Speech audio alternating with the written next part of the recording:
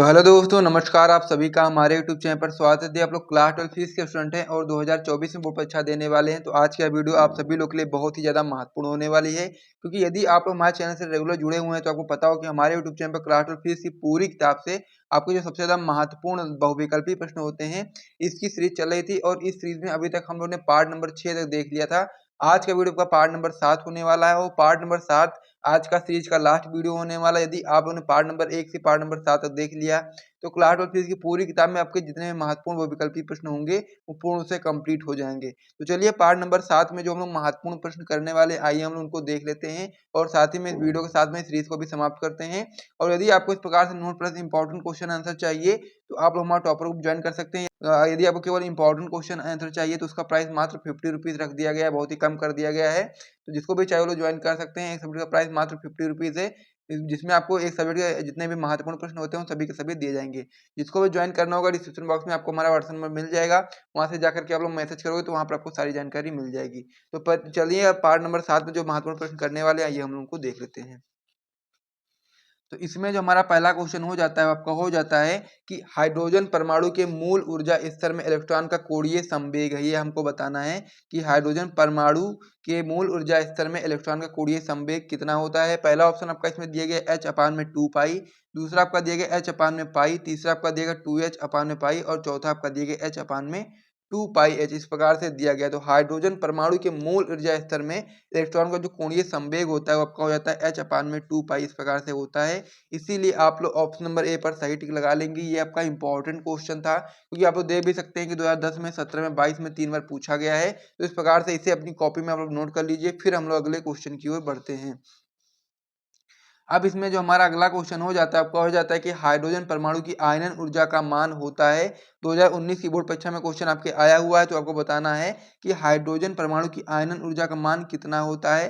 पहला ऑप्शन आपका इसमें दिया गया माइनस में 13.6 इलेक्ट्रॉन वोल्ट, दूसरा आपका दिया गया है 13.6 इलेक्ट्रॉन वोल्ट, तीसरा आपका दिया गया है 13.6 जूल और चौथा आपका दिया गया है 0। तो इस प्रकार से ये ऑप्शन दिए गए हैं, तो इसमें आपको सही ऑप्शन बताना है। तो हाइड्रोजन परमाणु की आयनन ऊर्जा का जो मान होता है वो आपका 13.6 इलेक्ट्रॉन वोल्ट होता है। इसीलिए आप लोग ऑप्शन नंबर बी पर सही टिक लगा देंगे।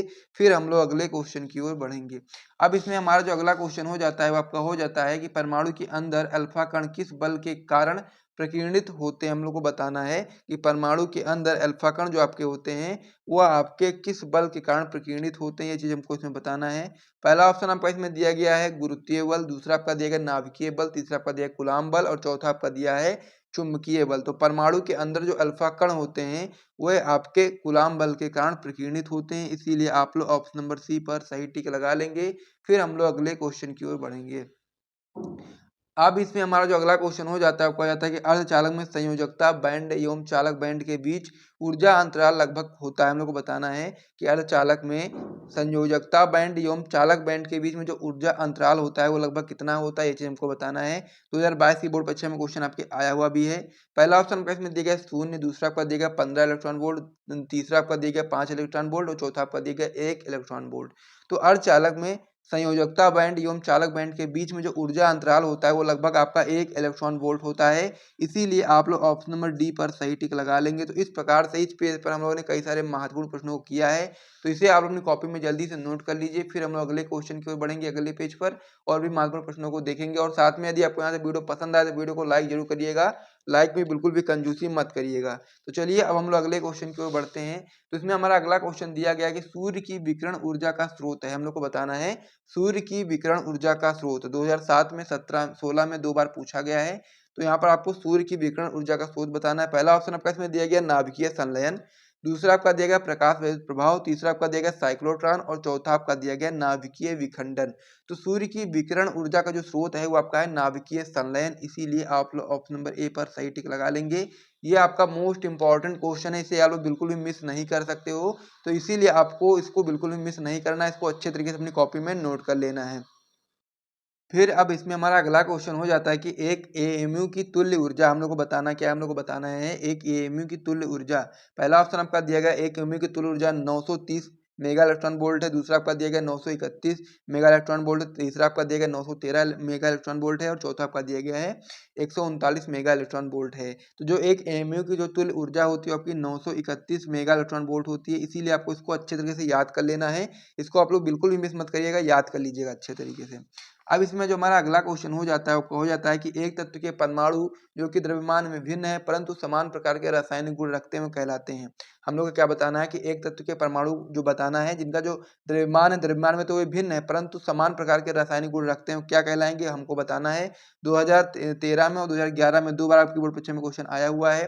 पहला ऑप्शन आपका इसमें दिया गया सम न्यूट्रॉनिक, दूसरा आपका दिया गया समभारिक, तीसरा आपका दिया गया समस्थानिक और चौथा आपका दिया गया है समावर्ती। तो जो तत्व जो आपके परमाणु में द्रव्यमान में तो भिन्न है, ठीक है, परमाणु ऐसे तत्व के जो परमाणु हैं जो द्रव्यमान में तो भिन्न है परंतु समान प्रकार के रासायनिक गुण रखते हैं, वह आपके समस्थानिक कहलाएंगे। इसीलिए आप लोग ऑप्शन नंबर सी पर सही टिक लगाएंगे। फिर हम लोग अगले क्वेश्चन की ओर बढ़ेंगे। इसमें जो हमारा अगला क्वेश्चन हो जाता है आपका हो जाता है कि वह कण जो मूल कण नहीं, हमको बताना है कि वह कण जो मूल कण नहीं है। पहला ऑप्शन आपका दिया गया प्रोटॉन, प्रोटॉन, दूसरा आपका दिया गया मेसान, तीसरा आपका दिया गया न्यूट्रिनो और चौथा आपका दिया गया अल्फा कण। ये क्वेश्चन आपकी बोर्ड परीक्षा में 2008 में, 11 में, 23 में 3 बार पूछा गया है। मोस्ट इंपॉर्टेंट क्वेश्चन है। हम लोग इसमें ये चीज बतानी थी वह कण जो मूल कण नहीं है, तो मूल कण आपका नहीं है अल्फा कण, तो इसीलिए आप लोग ऑप्शन नंबर डी पर सही टिक लगा लेंगे। बाकी जो चीजें यहाँ पर दी गई हैं सारे आपके मूल कण हैं, तो इस प्रकार से इसे भी नोट करो। फिर हम लोग अगले क्वेश्चन की ओर बढ़ते हैं। अब इसमें हमारा जो अगला क्वेश्चन हो जाता है आपका हो जाता है कि युग्म उत्पादन के लिए गामा फोटॉन की न्यूनतम ऊर्जा है। हम लोग को बताना क्या है कि युग्म उत्पादन के लिए गामा फोटॉन की न्यूनतम ऊर्जा कितनी होनी चाहिए, उससे कम नहीं होना चाहिए, न्यूनतम कितना होना चाहिए। पहला आपका दिया गया इसमें 1.02 मेगा इलेक्ट्रॉन वोल्ट, दूसरा आपका दिया गया 102 मेगा इलेक्ट्रॉन वोल्ट, तीसरा आपका दिया गया 9.31 मेगा इलेक्ट्रॉन वोल्ट और चौथा आपका दिया गया 931 मेगा इलेक्ट्रॉन वोल्ट। तो युग्म उत्पादन के लिए गामा फोटॉन की जो न्यूनतम ऊर्जा होती है वो न्यूनतम ऊर्जा आपकी 1.02 मेगा इलेक्ट्रॉन वोल्ट होनी चाहिए। इस प्रकार से वाला जो ऑप्शन था ये भी नोट कर लीजिए, ये भी आपका सही ऑप्शन हो जाता है। फिर हम लोग अगले पेज पे बढ़ेंगे और भी महत्वपूर्ण प्रश्नों को देखेंगे। और यदि आप लोगों ने अभी तो वीडियो को लाइक नहीं किया तो लाइक जरूर कर दीजिएगा। तो चलिए अब हम लोग अगले पेज पर बढ़ते हैं और ये प्रश्नों को देखते हैं। सभी को आप लोग नोट करते हुए चलना और कॉपी में और साथ ही में तैयार करते हुए चलना। अब इसमें जो हमारा अगला क्वेश्चन हो जाता है आपका हो जाता है कि पी प्रकार का अर्धचालक बनाने के लिए शुद्ध जर्मेनियम में मिलाया जाने वाला अपद्रव्य होता है। हम लोग को बताना है कि जब हम लोग पी प्रकार का कह सकते हैं कि अर्धचालक बनाने के लिए शुद्ध जर्मेनियम में किस चीज को मिलाते हैं। तो पहला ऑप्शन आपका इसमें दिया गया एल्युमिनियम, दूसरा आपका दिया गया फास्फोरस, तीसरा आपका दिया गया एंटीमनी और चौथा आपका दिया गया आर्सेनिक। ठीक है, इस प्रकार से आपका हो जाता है। लाइट चली गई तो इसलिए आप थोड़ा सा एडजस्ट कर लीजिएगा। तो पी प्रकार का अर्धचालक बनाने के लिए हम लोग शुद्ध जर्मेनियम में मिलाते हैं एल्युमिनियम, इसीलिए आप लोग ऑप्शन नंबर ए पर सही टिक लगा लेंगे। फिर हम लोग अगले क्वेश्चन की ओर बढ़ेंगे इसमें। अब इसमें जो हमारा अगला क्वेश्चन हो जाता है वो आपका हो जाता है कि परम शून्य ताप पर शुद्ध जर्मेनियम का क्रिस्टल व्यवहार करता है। ये भी आपका इंपॉर्टेंट क्वेश्चन है। 2010 में और 2012 में दो बार पूछा गया है कि परम शून्य ताप पर शुद्ध जर्मेनियम का जो क्रिस्टल होता है किस प्रकार से व्यवहार करता है। पहला ऑप्शन आपका इसमें दिया गया पूर्ण चालक की भांति, दूसरा आपका दिया गया पूर्ण अचालक की भांति, तीसरा आपका दिया गया अर्धचालक की भांति और चौथा इसमें दिया गया इनमें से कोई नहीं। तो परम शून्य ताप पर जो आपका शुद्ध जर्मेनियम क्रिस्टल होता है वह आपका व्यवहार करता है पूर्ण अचालक की भांति, इसीलिए आप लोग ऑप्शन नंबर बी पर सही टिक लगा लेंगे। फिर हम लोग अगले क्वेश्चन की ओर बढ़ेंगे। अब इसमें हमारा अगला क्वेश्चन हो जाता है कि एक पी प्रकार अर्धचालक होता है। हम लोग को बताना है कि एक पी प्रकार का अर्धचालक किस प्रकार से होता है। पहला ऑप्शन आपका दिया गया उदासीन, दूसरा आपका दिया गया ऋणावेशित, तीसरा आपका दिया गया धनावेशित और चौथा आपका दिया गया इनमें से कोई नहीं। तो एक पी प्रकार का जो अर्धचालक होता है वो आपका धनावेशित होता है, इसीलिए आप लोग ऑप्शन नंबर सी पर सही टिक लगाएंगे। ये भी क्वेश्चन कंप्लीट हो गया, इसे भी नोट करो। फिर हम लोग अगले क्वेश्चन की ओर बढ़ेंगे।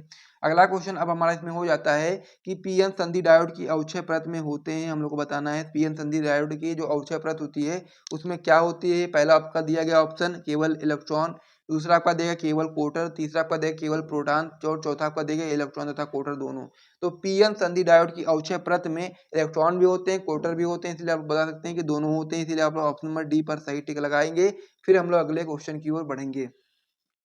अब इसमें हमारा जो अगला क्वेश्चन हो जाता है आपका हो जाता है कि एन टाइप अर्धचालक होता है। 2023 में आपकी बोर्ड परीक्षा में क्वेश्चन आया हुआ है। एन टाइप अर्धचालक कैसा होता है वो हमको बताना है। पहला ऑप्शन आपका इसमें दिया गया विद्युतीय उदासीन, दूसरा आपका दिया गया धनात्मक आवेशित, तीसरा आपका दिया गया ऋणात्मक आवेशित। इस प्रकार से दिए गए हैं और चौथा आपका दिया गया इनमें से कोई नहीं। तो एन टाइप जो अर्धचालक होता है वो आपका हो जाता है विद्युतीय उदासीन, इसीलिए आप लोग पहले वाले ऑप्शन पर सही टिक लगा लेंगे। क्लास 12 फिजिक्स की पूरी किताब में जितने भी महत्वपूर्ण बहुविकल्पी प्रश्न थे उसे कंप्लीट कर लिया है। यहाँ तक यदि आपको वीडियो पसंद आए वीडियो को लाइक करिए, चैनल को भी सब्सक्राइब करिए। फिर हम लोग सीरीज को साथ में वीडियो को समाप्त करेंगे। मिलेंगे नेक्स्ट वीडियो में, तब तक के लिए जय हिंद।